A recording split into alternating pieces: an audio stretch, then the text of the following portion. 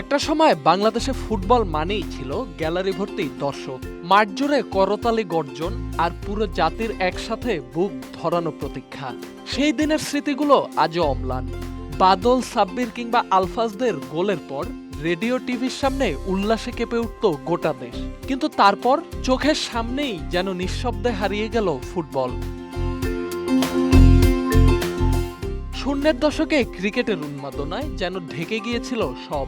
Gallery হয়ে পড়েছিল ফাঁকা, মাঠে হারিয়ে গিয়েছিল সেই চেনা চিৎকার। ফুটবল যেন অভিমান করে হারিয়ে গিয়েছিল তার আপন ভক্তদের কাছ থেকে। তবে বহুদিন পর আবার কেঁপে উঠল সেই পুরনো মাঠটা, ফিরে এলো সেই চেনা উন্মাদনা, কারণ আজ মাঠে ছিলেন Hamza Chowdhury.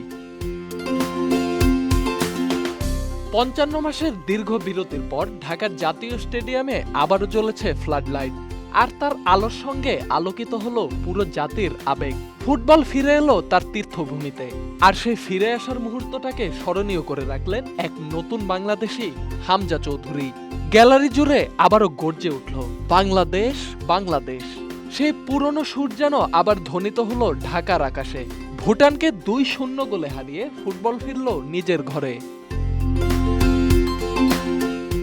English premier league খেলা এক তরুণ, জন্মেছেন ইংল্যান্ডে, কিন্তু বুকের ভেতর বয়ে বেড়ান লাল সবুজের অহংকার। এসেছেন বাংলাদেশের জার্সি গায়ে দিতে, এসেছেন বিশ্বাস ফিরিয়ে আনতে। আর দেশের মাটিতে ভুটানের বিপক্ষে প্রথম ম্যাচেই গোল, দুর্দান্ত এক হেডে কাঁপিয়ে দিলেন পুরো মাঠ। আর সেই হেডেই যেন ফিরল ফুটবলের প্রতি সেই নিখাত ভালোবাসা।